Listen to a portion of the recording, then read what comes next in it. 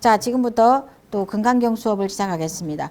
지난 시간에 금강경 수업에서 가장 중요한 부분들을 이야기를 했습니다. 첫 번째 수업에서는 금강경에서 가장 중요한 것은 금강반야 바라밀경이라고 하는 경의 제목을 간략하게 금강경 이렇게 기억하지 마시고 확고한 지혜의 완성에 이르는 길 이렇게 기억해 주십사라고 부탁을 드렸습니다. 이 부분이 제일 중요합니다.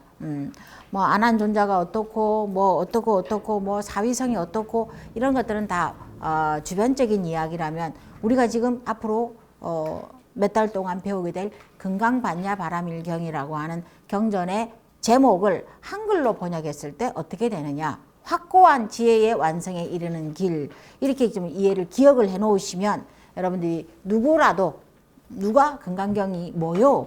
라고 물었을 때 대답하기 훨씬 수월하다는 거죠. 그리고 그렇게 이해를 해 놓으면 여러분들도 금강경에 대해서 헷갈리거나 이렇게 좀 모호하게 생각하는 그런 부분들이 없을 거라는 얘기입니다. 그렇게 해서 이제 금강경이 시작이 되었고, 지난 시간에 이제 중요한 내용이 나왔습니다. 그게 이제 법회 인유분의 내용이라면, 지난 시간에는 선현기청분의 내용을 했습니다. 선현기청분에서는 선현이라고 하는 사람을 설명했죠. 그가 누구냐? 수보리입니다. 수보리. 선현기청분에서 가장 중요한 부분이 이야기가 부처님에게 수보리가 일어나서 질문을 합니다. 이 질문하는 내용이 굉장히 중요합니다. 우리가 금강경을 제가 지난 시간에 말씀을 드렸지만 금강경을 아무리 읽어도 이해가 안 되는 경우가 있어요. 이해가 안 되고 뭐 쓰고 외우고 뭐 금강경은 우리 지금 우리나라뿐만이 아니고 세계적으로 금강경이 보급되지 않은 나라는 없어요. 각 나라 언어로 금강경은 다 번역이 되어 있습니다. 화엄경, 법화경 내용이 아무리 좋고 경전의 왕이라는 표현을 많이 쓰죠. 그렇지만 내용이 너무 방대하기 때문에 그 보급이나 일반인들이 접근하기가 시간적으로 굉장히 쉽지가 않습니다. 그렇지만 금강경은 딱 한 권이에요. 근데 이 한 권에 부처님이 말씀하고자 하는 핵심적 메시지가 다 들어있단 말이에요. 그런데 한 권이기 때문에 간략하기도 하지만 한 권이기 때문에 내용이 압축되어 있기도 한 거예요. 압축되어 있기도 한 거죠. 그 압축된 내용에서 가장 핵심이 뭐냐 그러면 말씀드렸다시피 경전은 부처님이 일방적으로 하는 얘기가 절대 없다는 거죠. 질문이 있어야 되고 그 질문에 대한 답변을 하는 게 부처님의 역할이라는 말이죠. 그래서 금강경에서 그러면 수보리가 어떤 질문을 하느냐 이게 가장 중요하고 이걸 몰라버리면 외워도 읽어도 사경을 해도 내용을 모르는 거예요. 내용을 모르는 거예요. 누가 물어보면 두렵기만 한 거예요. 내가 그렇게 몇 년에 걸쳐서 아침에 눈 뜨면 일어나서 삼독을 하고 퇴근하고 와서 또 사독을 하고 하루에 7독씩 꼭꼭꼭꼭 하는데 금강경에서 하고자 하는 말이 뭡니까? 라고 물어보면 모르는 거예요. 대답을 못 하는 거예요. 이건 굉장히 문제가 있는 거죠. 그러니까 좋은 학습법이 아니고 핵심을 놓치는 공부를 하고 있다는 것입니다. 그래서 금강경을 공부하다 보면 이런 말을 자주 들어요.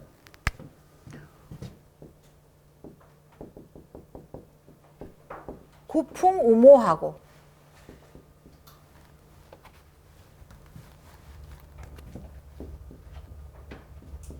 고풍이에요. 이거는 우리가 시를 낭송한다, 읊조린다 할 때 그 읊조릴 풍자거든요. 입으로 읊조리는 사람은 소의 털처럼 많다는 거예요. 금강경은 누구나 금강경을 다 진리라고 얘기를 해요.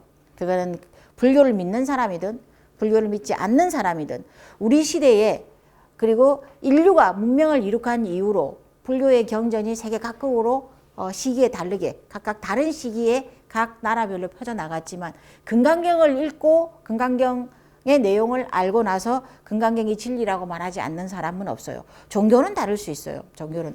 그렇지만 금강경에서 나오는 내용이 이건 진리가 아니다 이렇게 말할 수는 없어요. 그만큼 수많은 지식인들이 수많은 철학자가 수많은 우리의 조상들이 금강경을 읽었어요. 어떻게? 소의 털럭처럼 많은 사람들이 소를 생각해 보세요. 소. 운매하는 소. 그 소가 얼마나 많은 털이 있어요. 온 천지에. 그 털처럼 금강경을 읽고 외우고 쓰고 뭐 금강경으로 온갖 어떤 공덕이 되는 일을 많이 하는 그런 사람들은 소의 털처럼 많이 있지만 심통기린이라 그랬어요. 금강경의 내용을 마음으로 통달한 사람은 심통기린이라고 그랬어요. 심통인각이라 그랬어요. 심통인각이라고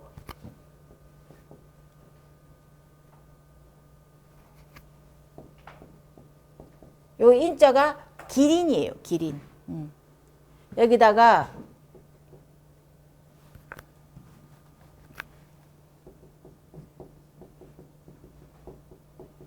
이렇게 하면은 기린이에요. 기린. 우리가 동물, 목이 긴 동물 있잖아요. 동물로서의 기린이에요. 그래서 인각이라는 것은 기린의 뿔처럼 드물다라는 말이에요. 여러분 기린의 뿔을 봤어요? 기린은 뿔이 하나가 있대요. 하나가 있대요. 아주 이제 상스러운 시기에 그 뿔이 돋아난다고 합니다.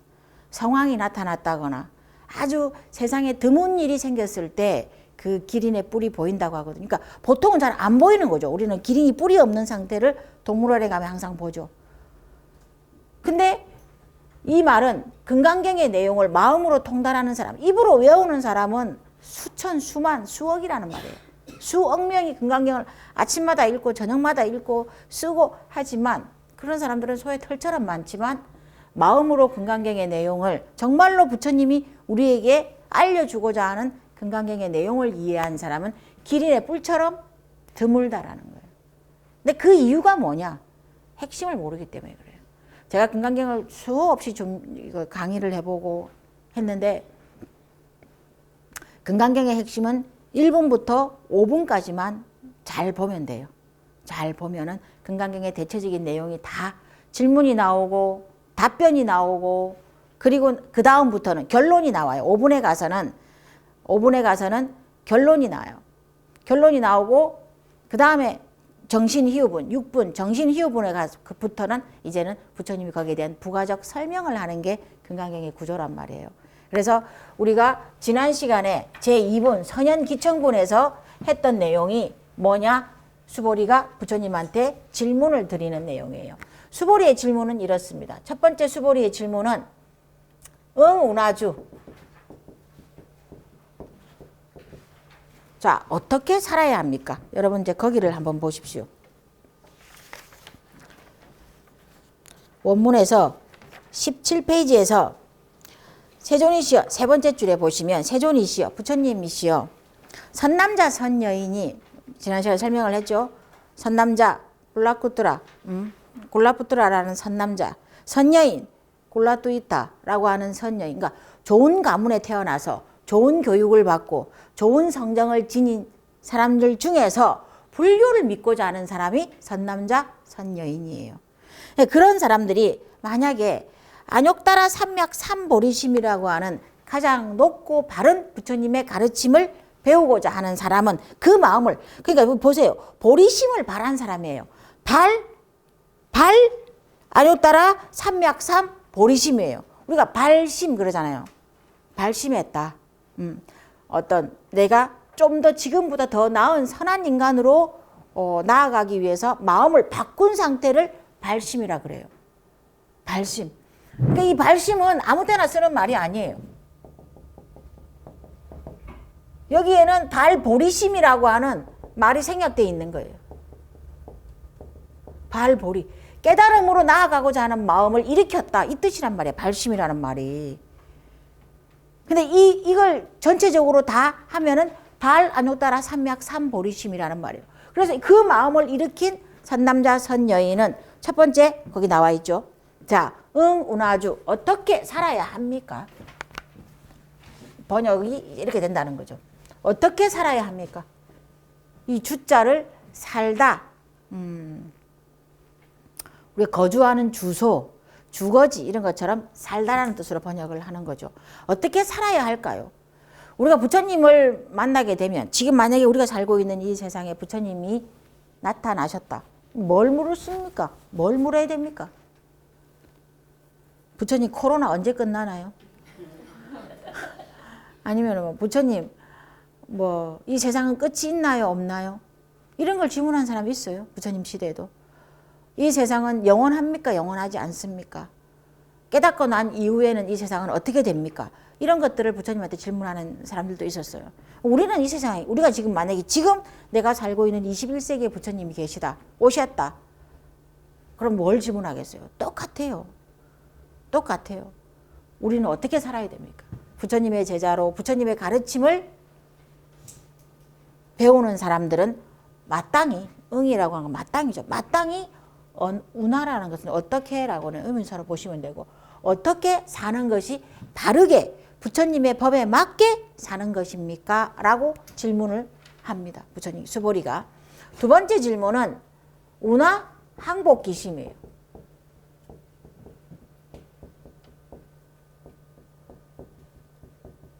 자, 항복이라는 말이 나오죠. 항복. 항복이라는 말이고 기심이라는 말인데, 어떻게, 또 어떻게죠? 어떻게, 두 번째는 어떻게 그 마음을 항복받아야 됩니까? 그 마음을 잘 제어해야 됩니까? 어떤 마음? 우리의 중생의 마음이죠. 중생의 마음. 내가 오늘 딱 이 자리에서 발심을 해가지고, 아, 나는 지금부터 부처님의 가르침대로 살아야 되겠다. 부처님의 가르침을 배우고 부처님의 가르침을 실천하면서 내 삶을 살겠다. 라고 하는 게 발심이죠. 발심. 발심은 그거죠. 그런데 이 마음이 처음부터 끝까지 잘 지속이 되면 좋아요. 1년, 2년, 3년, 뭐 10년, 내가 돌아가는 그 순간까지 앞으로 30년, 50년, 이게 지속이 되면 좋지만 지속이 될 수가 없어요. 깨닫지 않는 이상, 수행을 통해서 깨달음에 이르지 않는 이상 우리의 이 발심한 마음은 지속력이 없단 말이에요. 그러면은 그 지속력을 방해하는 게 뭐냐? 중생심이에요. 중생심. 중생심. 우리가 지금 내가 발심을 했다고 해가지고 내가 깊은 산속에 들어가서 온갖 그 인연들을 다 차단하고 산속에서 나 혼자 수행하는 것도 아니고, 나는 어쩔 수 없이 우리가 살고 있는 현실 세상에 살아야 되는데 현실 세상에 살면서 수많은 이제 선택을 하게 됩니다. 선택을 하게 됩니다. 그러면은 남들보다 내가 더 많은 이익을 가지고 싶고, 남들보다 좀 더 내가 좀 더 뛰어나다는 평가를 받고 싶고, 더 인정을 받아서 더 높은 직급에 오르고 싶고, 더 많이 높은 직급에 올라서 더 많은 부를, 명예를 가지고 싶고, 더 큰 집에 살고 싶고, 더 큰 차를 사고 싶고, 우리는 이제 이런 식으로 살고 있단 말이에요. 이러한 것들이 중생심의 대표적인 것들이죠. 그 중생심이 내가 발심한 나의 마음을 무너뜨린다는 거예요. 지속이 안 되게 하는, 방해하는 요소라는 거죠. 그러면 그 중생심이라고 하는 것은, 여기서 기심이라고 하는 그 마음이라고 하는 것은 중생심을 말한다고 말씀을 드렸습니다. 중생심을 어떻게 항복받고 제어를 받아야 합니까? 제어해야 됩니까? 결과적으로 내 마음을 제어할 수 있는 사람은 나밖에 없어요, 여러분. 나에게 일어나는 욕망, 탐욕, 뭐 번뇌, 고통, 이런 것들을 다 극복할 수 있는 거는 나밖에 없단 말이에요. 그러면은 내가 언제 탐욕이 일어나는지, 언제 분노가 일어나는지, 언제 내가 저 사람에 대해서 대상에 대해서 질투를 하고 있는지, 이런 것들을 끊임없이 자기를 관찰해서 중생심이라고 하는 그 마음이 일어날 때를 잘 제어하라. 잘 제어해야 되는데 어떻게 그 중생심을 제어할 수 있습니까? 라고 수보리가 두 번째 질문을 부처님께 하죠. 세 번째는 운하 수행이에요. 자, 이제 이거는 이제 구체적인 질문이죠. 어떻게 수행해야 부처님께 나의 발심한 마음, 한욕따라 삼약 삼보리의 마음, 일으킨 마음을 유지하기 위해서는 어떻게 수행해야 합니까? 만약에 지금 이제 그 부처님께서 지금 우리가 살고 있는 이 시대에 오셨다 그러면은 딱 요 세 가지를 질문할 수 있어요. 요 세 가지. 뭐 로또 번호가 뭡니까? 뭐 제가 몇 살까지 살겠습니까? 뭐 이런 것들은 별 의미 없는 질문이고, 근데 불교를 좀 안다면은 당연히 이와 같은 세 가지를 부처님께 우리도 질문을 할 것이고, 이미 2600년 전에 수보리가 우리를 대신해서 부처님께 이와 같은 세 가지 질문을 합니다. 자, 이게 이제 지난 시간에 선현기청분까지 했던 내용이라고 보시면 되고, 그러면 이번에 오늘 하는 제3분 대승정정분에서는 질문을 했기 때문에 이 질문에 대한 답이 있어야 되는 거죠. 그 답변을 하는 게 부처님의 역할입니다. 자, 어떻게 살아야 할까요 하는 거는 제3 대승정정분에서 부처님이 답변을 합니다. 그리고 어떻게 수행해야 할까요? 이거는 제4 묘행무주분에서 부처님이 답변을 합니다. 여기를 보시면은 이제 그러면 두 번째 질문은 어떻게 해석을 해야 되느냐? 두 번째 질문은 이렇게 가죠.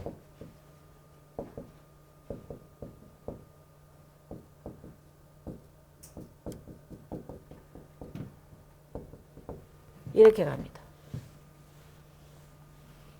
자, 이렇게 가. 요게 총론이고,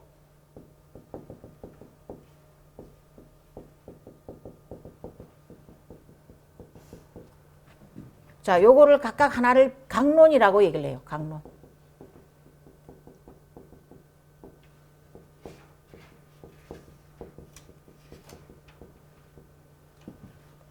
그러니까 수보리는 이제 수보리의 세 가지 질문을 부처님이 받고 부처님이 해석하기에 제일 중요한 답변은 이 질문에서 세 가지 질문에서 제일 중요한 거는 두 번째 질문. 어떻게 중생심을 항복받을까요? 라는 거죠.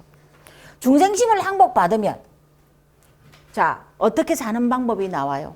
또 바꿔서 말하면 내가 가르친 대로 잘 사는 사람은 부처님이 이렇게 살아라고 묘행무주 대승정정분에서 얘기를 하는데 이렇게 살아라라고 부처님이 말하는 거를 잘 지키는 사람은 마땅히 그렇게 살겠습니다 하는 사람은 중생심을 항복받을 수 있다는 거죠.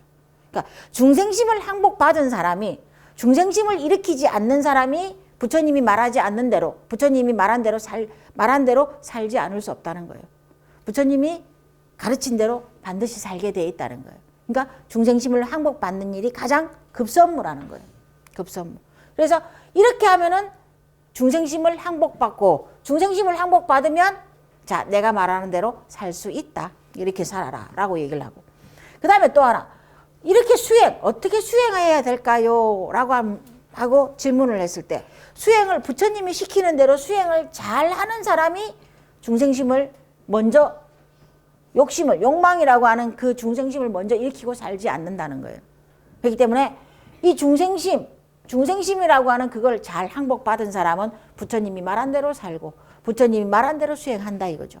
그래서 부처님께서는 답변을 하실 때 이걸 총론으로서 전체적인 질문으로서 답변을 하시고 강론으로서 개별적으로 어떻게 살까요? 이렇게 살아라 라고 얘기를 했고 어떻게 수행해야 할까요? 이렇게 수행해라 라고 답변을 하신다는 거예요. 요걸 잘 이해를 해야 돼요. 이게 보세요. 2분에서 선현기청분에서 수보리가 질문을 하고 3분에서 답변을 하고 4분에서 어떻게 수행해야 할까요? 라고 답변을 하고 4분 묘행무주분 5분에 가면 자 열의실견분에서 질문과 답변에 대한 전체적인 결론을 내요.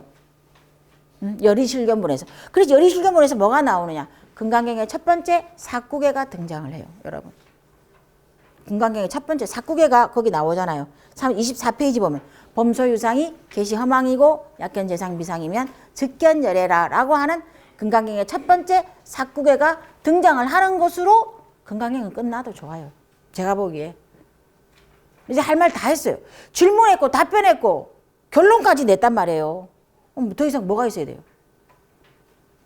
그런데 부처님은 6분으로 넘어가서 이제 정신희유분에서는 이제 수보리가 걱정하는 부분이 나옵니다. 부처님, 저희는 알아듣겠는데 지금 이 자리에서 부처님의 설법을 듣고 있는 1250명의 대아라한이라고 하는 우리는 부처님의 설법을 질문하고 답변으로 충분히 알아듣겠는데 부처님이 하시는 그 답변이 만약에 500세, 500년, 1000년, 2000년이 지난 그 후대에 사람들이 누가 부처님의 그 가르침을 진리라고 믿겠습니까? 라고 수보리의 걱정으로 시작을 합니다. 그래서 부처님께서 걱정하지 말아라 수보리야. 후대에도 내 가르침을, 금강경의 가르침을 진리라고 믿는 사람이 반드시 있다는 거죠. 그렇게 해서 6분부터는, 정신 희후분부터는 이제 부가적인 설명이에요. 근기가 뛰어나서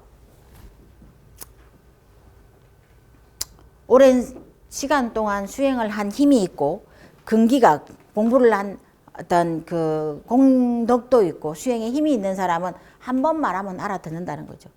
그런데 그렇지 못한 사람, 근기가 다른 사람보다 미성숙한 사람, 그러니까 성숙 중생이 있고 미성숙 중생이 있어요.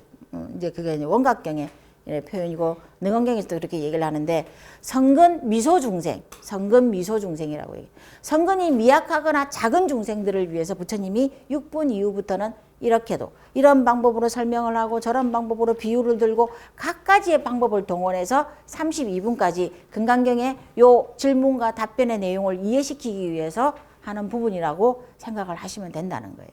아시겠죠?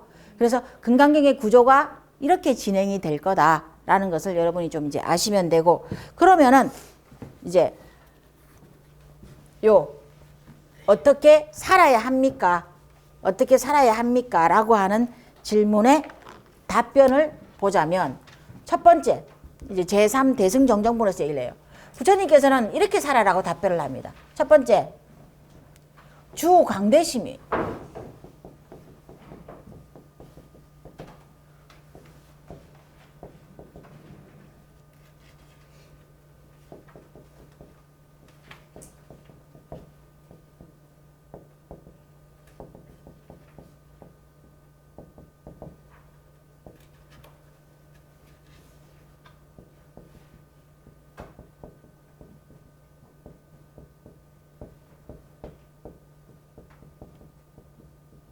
이렇게 답변을 합니다. 어떻게 살까요? 첫 번째, 광대한 마음, 넓은 마음을 가지고 모든 중생을 다 제도하겠다는 넓은 마음을 가지고 살아야 한다. 어떤 사람이 불교를 배우고 부처님의 가르침을 실천하고자 하는 선남자 선여인은 우리예요, 우리. 부처님의 가르침이 무엇일까? 부처님의 가르침이 금강경에서 부처님이 말하고자 하는, 우리가 후대에 태어나서 부처님의 가르침을 배우는 우리들은 어떻게 살아야 할까? 이렇게 살아라는 거죠. 이렇게 광대한 마음을 가지고 살아라. 두 번째, 제일 먼저 중생을 제도하겠다는 마음을 가지고 살아라. 상심, 그게 제일 심이고, 상심, 이 주라고 하는 것은 다 지금 동일하게 주 이랬잖아요. 운하주에서 주예요, 주. 어떻게 살까요? 라고 하는 말에서 제 광대한 마음을 가지고 살아라. 제일 먼저 중생을 제도하겠다는 마음을 가지고 살아라. 상심이라는 말은, 상자는 항상 상자예요. 항상 그 마음을 떠나지 말고 중생을 먼저 제도하고 그런 이타적인 마음을 가지고 살아라. 그 말이에요. 부전도심이라는 것은, 전도라는 것은 우리가 주객이 전도되었다 그러죠. 앞뒤가, 선후가 전도되었다 그러고, 반야신경에서는 원리 전도몽상이라고 그러죠. 전도몽상. 그러니까 전도된, 우리가 살고 있는 지금 이 현상 세상이 마치 꿈과 같은데, 이 꿈과 같은 이 현상 세상이 실제하는 것처럼 살고 있는데 그걸 멀리 떠나게 해달라.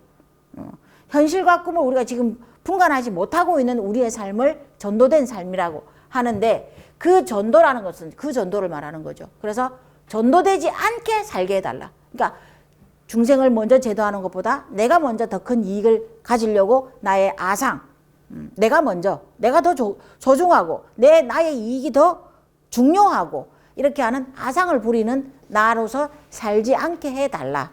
인상, 개하라고 하는 관념이라고 여기서는 번역을 하고 있는데, 나 외에 다른 사람도 존중할 줄 알아라. 개별적인 인격체들이 다 있는데, 나중에 사상에 대해 설명을 하겠지만 인상을 발휘해야 하고, 또 중생상, 수자상, 이 네 가지 마음으로 우리는 전도되어서 산다는 거예요. 거기에 전도되지 않게 살게 해달라. 살게 하는 것, 사는 것이 부처님이 말한 대로 사는 방법이고, 부처님이 말한 대로 사면 중생심을 항복받는다. 이게 얼마나 쉬워요. 네? 얼마나 쉬워요. 그리고 제 4분에 가면, 자, 4분 21페이지에 가면, 그럼 어떻게 수행해야 될까요? 이거에 대해서 답변을 또 합니다. 제 4번에서 답변을 한다고 했죠. 여기서 답변을 합니다. 어떻게 답변을 하느냐. 응, 무소주.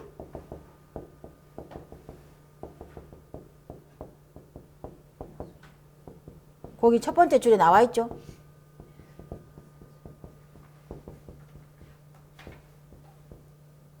응, 무소주 행어 보시하라.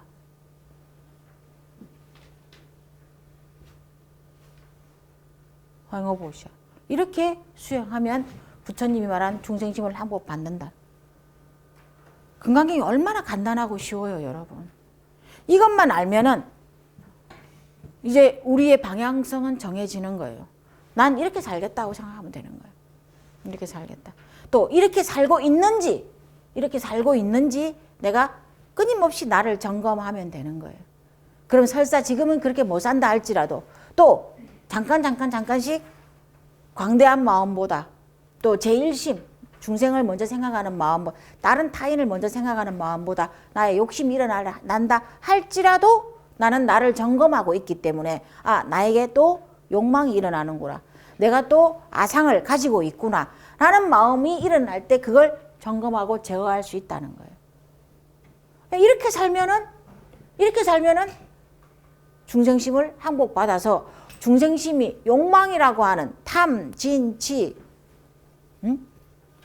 이 중생심은 대표적으로 6가지가 있어요, 여러분.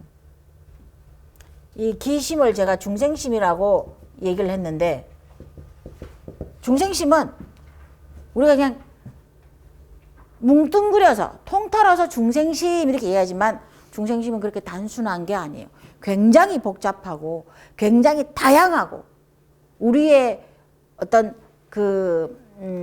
저급한 마음이죠. 중생심이라고 하는 게 저급한 마음이죠. 이 마음은 우리의 내부에 도사리고 있어요. 이게 조건이 맞지 않기 때문에 나오지 않는 것이지 여러분 우리는 우리가 생각하는 만큼 그렇게 고상한 인간이 아니에요.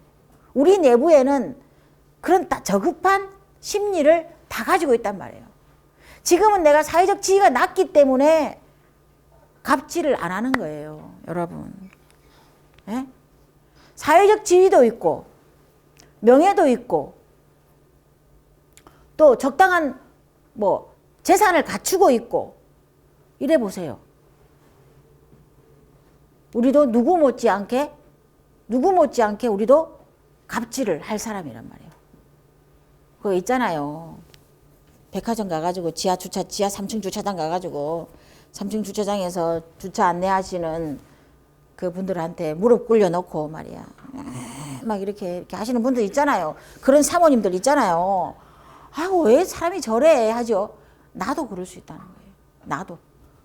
그 사모님만큼 우리가 백화점에 매출을 안 올려주니까 매출을 올려줄 우리가 형편이 안 되니까 차마 내가 그렇게 못하는 것이지 조건만 되면은 1년에 1억씩 쓸 수 있는 조건만 되면은 우리는 충분히 그럴 수 있단 말이에요. 우리도. 그게 중생심이에요. 우리에게 잠복되어져 있는 중생심들이 다 그런 심리들이 우리에게는 있단 말이에요. 근데 그게 한마디로 중생심 이렇게 표현을 하는데 더 다양하게 탐욕이 있어요. 탐. 그 다음에 진심이죠. 진심. 화내는 마음이 있죠. 그 다음에 치. 어리석음이 있죠.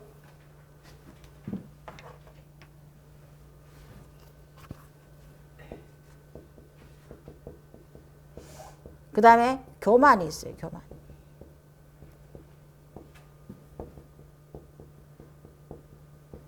교만하는 마음이 있어요. 교만하는 마음. 나와 누구를 비교해서 그 사람보다 내가 더 뛰어난데 그 사람보다 내가 더 꿀릴 게 없는데 내가 왜 어떤 비교해서 우월한 심리, 내가 많이 알고 있다고 하는 심리, 내가 많이 가지고 있다는 심리, 내가 더 뛰어나다고 하는 심리가 교만한 마음. 그 교만한 마음이 우리에게는 누구나 다 있고 의심이에요. 의심.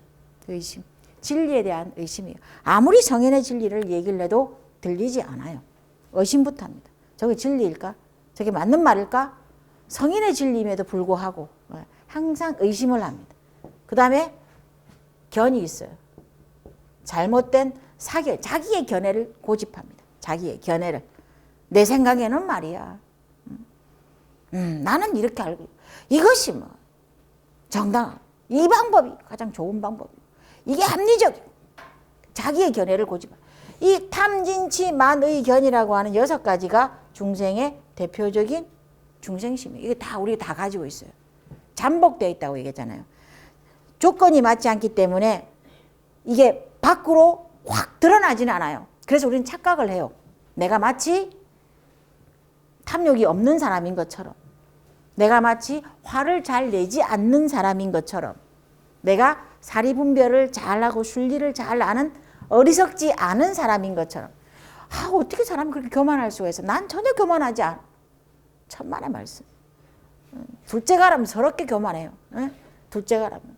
항상 교만한 마음을 가지고 있어요. 지금 여러분들 이 자리에 이렇게 우리가 수업을 듣는 것처럼 이렇게 거룩하게 앉아있지만, 뭐라 그래요, 여기서? 내가 정말, 내가 어쩔 수 없이 여기서 수업을 듣기는 하지만, 난 여기 있을 사람이 아니야. 당신들하고 달라. 이런 마음이 다 있단 말이에요, 지금 여기서. 우리가. 그게 교만심이에요, 교만심. 의심도 마찬가지고, 견해도 마찬가지입니다. 이 6가지가 우리에게 다 엎드려서 탁 숨어서 마치 내가 아주 고상한 인간, 아주 내가 교육을 잘 받아서 좀 정의로운 인간, 선한 인간인 것처럼 포장되어 있는데, 중생심은 자, 조건만 맞으면 언제든지 발휘가 된단 말이에요. 그 조건이 맞지가 않아서 그런 것이지. 그래서 그 중생심을 항복받으려면 이렇게 살고, 그 중생심을 항복받으려면 이렇게 수행하라는 거예요. 이렇게 수행. 어떻게? 응무소주라 그랬어요. 응무소주. 자기의 어떤 행위가 어떤 결과를 가져올지, 어떤 공덕을 기대해야 할지, 어떤 사회적 명예가 올지, 어떤 대가가 올지를 생각하지 말라는 거예요. 기대하지 말고 보시하라. 보시가 수행이에요, 여러분. 보시는 내가 돈이 남아돌아서 하는 게 아니에요. 그건 보시가 아니에요. 부처님은 보시를 왜 어떻게 수행해야 할까요? 질문을 하는데, 이렇게 수행해라. 참선을 하고, 기도를 하고, 봉사를 하고, 남들을 이롭게 하고, 이렇게 수행해라. 왜 그런 방법을 말하지 않고, 금강경이라고 하는 불교의 이 대표적인 베스트셀러에서 어떻게 수행해야 할까요? 라고 하는 질문에 보시하라는 것으로 얘기를 하냐고요. 부처님 답변을 하냐고요. 그럼 보시가 뭘까? 그 생각을 해봐야 된다는 거예요. 단순히 절에서 기도비 내는 거다. 단순히 남을 이웃을 도와주는 거다. 이게 이런 종류의 보시가 아니라고요. 보시는 그렇게 하는 게 보시가 아니라고요. 보시는 수행의 첫걸음이에요. 첫걸음. 부처님이 불교 교단을 이루고 이제 점점 출가자들이 많아지게 됩니다. 부처님한테 출가를 하는 젊은 스님들이 많아지게 되죠. 그러면서 제가자들도 함께 이제 불교 교단에 참여를 하게 됩니다. 불교의 교단도 급속도로 팽창이 되고, 부처님의 가르침을 일반 세속에서 믿는 사람들도 늘어나게 되면서 수많은 사람들이 부처님한테 찾아와서 아침에 부처님한테 가르침을 받고 출근을 하고, 퇴근을 할 때도 부처님한테 인사를 하고, 오늘 직장에 잘 갔다 왔습니다. 일을 잘 끝내고 왔습니다. 라고 인사를 하고 자기 집으로 돌아가요. 왜? 출가자들은 기원정사나 이런 데서 부처님과 같이 살기 때문에 출근하고 퇴근하고의 개념이 없어요. 부처님이 오전에 일어나서 출가 제자들을 위해서 설법을 하죠. 부처님이 하루 일과를 보면은 참 기가 막혀요. 거의 24시간 중에서 1시간 잠을 자고 나머지 23시간은 거의 설법을 하거나 명상을 하거나 도와줄 사람을 관찰하고 하는 시간이에요. 대부분의 시간들은 설법을 하죠. 그 설법의 대상자는 출가 제자들이 대부분이고, 그리고 제가 제자들을 만나는 시간이 있어요. 아침에 출근하기 전에 부처님한테 출근을 해봤자 그 시대의 출근이 뭐겠어요. 우리 집 바로 옆에 밭이 있는데 거기 가서 일하는 게 출근이지. 그러면은 일하러 가기 전에 부처님이 계신 사찰에 와서 부처님께 인사를 하고 무엇을 공부를 할지를 부처님한테 직접 이렇게 수행을 점검받게 되는 거죠. 어제 부처님이 이렇게 수행해라 라고 알려준 것을 잘하고 왔는지, 잘했는지, 그러면 오늘은 이렇게 수행을 해보시오 라고 얘기를 하면 그 수행이 어느 정도 자, 진행이 되고 나면 저녁에 퇴근할 때 부처님한테 다시 와서 인사를 하고 수행의 점검을 받고 자기 집으로 돌아가는 거예요. 제가자들은 이제 그렇게 얘기를 하는 거예요. 그럴 때 부처님이 제가자들에게 제일 많이 하는 법문이 뭐냐? 제일 많이 하는 법문이 있어요. 제가자들한테 불교에서 말하는 사성제를 얘기해주고 불교의 진리라고 하는 가르침을 먼저 얘기해주고 그러지 않았어요. 그러지 않았어요. 처음에는 부처님이 제가자들에게 보시하라. 보시가 제가자들한테 해주는 부처님의 제일 첫 번째 법문이에요. 보시하지 않는 사람은 그 다음 거를 얘기해 줄 필요가 없어요. 얘기해 줄 필요 없어요. 안 지키니까, 안 하니까 할 필요가 없어요. 첫 번째, 보시를 하라. 자기가 할 수 있는 만큼만 하면 돼요. 나의 어떤 저지에서 할 수 있는 최선의 보시를 기쁜 마음으로 보시. 얼마나 아까워요, 여러분. 보시를 못하는 이유가 뭐예요? 솔직히 깨놓고 얘기해서 이렇게 말하면 안 돼. 보시를 못하는 이유가 뭐냐고. 아깝기 때문이에요. 아깝기 때문이에요. 응? 이제 우리가 신년이잖아요. 1월, 지금 2월 신년이잖아요. 그럼 신년만 되면 우리가 그걸 해요. 올해는 내가 무슨 계획을 세우고 무슨 계획을 세우고 이렇게 한단 말이에요. 그러니까 우리는 불자들이니까 무슨 계획을 세워요? 올해는 내가 좀 기도를 열심히 하고 수행을 열심히 해서 좀 나의 어떤 불교적인 가르침에 좀 진전이 있는 그런 해가 되었으면 좋겠다 생각을 하죠. 그렇게 해서 이제 1월 달부터 내가 이제 기도를 해야지. 수행을 해야지. 그렇게 해서 이제 하루에 내가 기도를 하는 날, 수행을 하는 날, 하루에 3,000원씩 내가 탁탁탁탁 모아가지고 12월 달이 되면 내가 이거를 탁 좋은 곳에 내가 보시를 하겠다 생각을 해요. 그런 원력을 세워서 이제 한 달. 얼마나 좋아요. 자기의 이제 기도나 수행을 지속시킬 수 있는 어떤 구체적인 일들이 진행되니까. 그렇게 하다가 잘 해왔어요. 11월, 12월이 됐어요. 너무나 기특하게 제가 말이야. 수행을, 기도를 1년을 했단 말이에요. 얼마나 기특해요. 그런데 열심히 기도하고 열심히 수행했는데 12월이 되니까 보시금이 쌓였어요. 하루에 3,000원씩 보시금이 쌓였는데 그게 100만 원이 됐어요. 에구문이나 이렇게 될 줄 몰랐네. 3,000원 곱하기 365 하면은 65일은 기도 안 했다 치고 좀 띵가 먹었다 치고 300일만 해도 90만 원 정도 되잖아요. 그럼 뭐 거의 100만 원 정도 됐단 말이에요. 처음에 시작할 때는 이 100만 원을 모여진 이 기도 보시금을 모여서 내가 다니는 절에 불사를 하겠다. 아니 어려운 이웃을 돕겠다. 절이 굳이 아니어도 되니까 보시는 어려운 학생을 돕겠다. 아프리카 어린이를 돕겠다. 이렇게 했단 말이에요. 근데 12월이 돼서 100만 원이 딱 되고 나니까 마음이 달라졌어요. 100만 원이면 뭘 할 수가 있는데 100만 원이면 우리 가족에게 뭘 할 수가 있는데 100만 원이면 이 100만 원이면은 1년 동안 수고한 나에게 1년 동안 수고한 나에게 선물을 줄 수가 있는데 요즘 사람들은 선물을 자기한테 자기가 준다면서요. 줄 수가 있는데 기도한다고 힘드는 나한테 선물을 줘야 되겠다. 이렇게 생각하는 처음에 가졌던 마음, 연초에 가졌던 어려운 사람에게 보시를 하겠다 하는 마음은 온데간데 없어지는 거예요. 마음이 바뀐 거예요. 아깝거든. 그래서 모르는 그 사람에게 주는 것보다는 나에게, 내 가족에게, 또 나를 위해서 쓰는 것이 낫다는 생각이 들어버리면은 이게 우리의 마음이에요. 보통은 이게 우리의 마음이라. 보시를 못하는 이유가 인색한 마음. 경전에서는 인색한 마음 때문이라고 얘기를 하는데 아까운 마음, 인색한 마음 때문에 보시가 안 돼요. 보시를 열심히 해라. 부처님이 가르쳐요. 제가자에게 하는 법문이에요. 두 번째는 계율을 잘 지켜라. 계율을 잘 지켜라. 제가자에게 주어진 가장 기본적인 계율. 살생하지 말라. 도둑질하지 말라. 음행하지 말라. 거짓말하지 말라.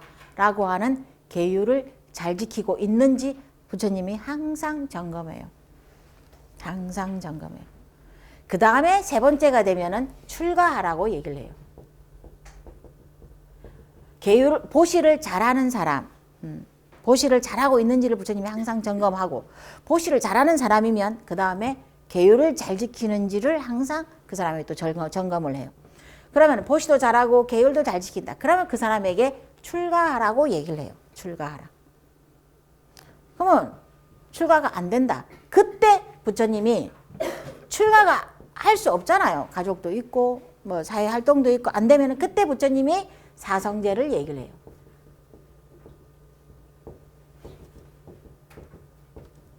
사성제를 얘기한단 말이에요. 그때 사성제, 고진멸도라고 하는 사성제를 얘기하고 부처님의 가르침이라고 하는 육바라밀, 12연기 이런 거를 그때 가르쳐요. 그때부터 가르쳐야지. 왜? 이 사람은 이때 이전까지 보시하고 계율을 지키는 훈련이 돼 있단 말이에요.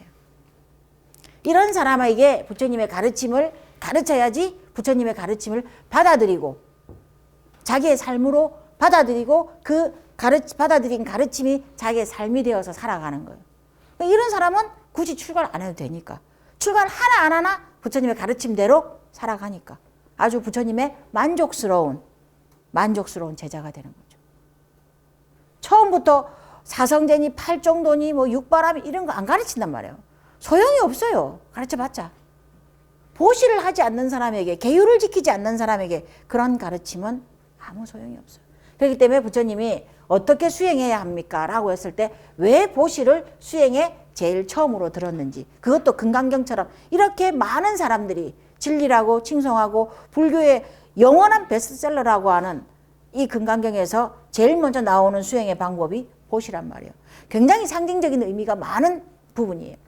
자, 그렇게 해서 일단 제가 이제 전체적인 설명을 했는데 나머지 부분은 이제 책을 보면서 이제 이해를 하면 되는 것이고, 간략하게 이제 정리를 하자면 어떻게 수행해야지 중생심을 항복받습니까? 이렇게 질문을 이해하시면 돼요. 어떻게 수행해야지 중생심을 항복받습니까? 어떻게 살아야지 중생심을 항복받습니까? 하면은 첫 번째 광대심, 제일심, 상심, 부전도심을 요 네 가지 마음을 사심이라고 얘기를 합니다.